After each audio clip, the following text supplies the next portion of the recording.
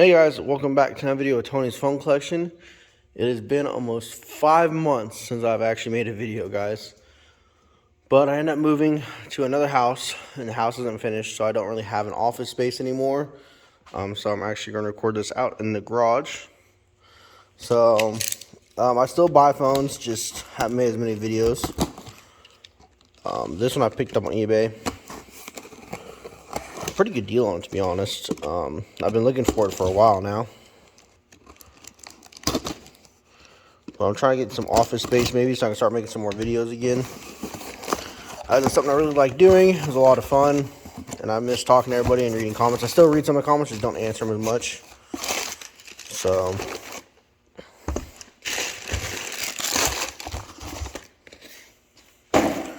here it is. Now, as you know, this was one of my first phone models, so I actually found one in a Sprint box on eBay recently.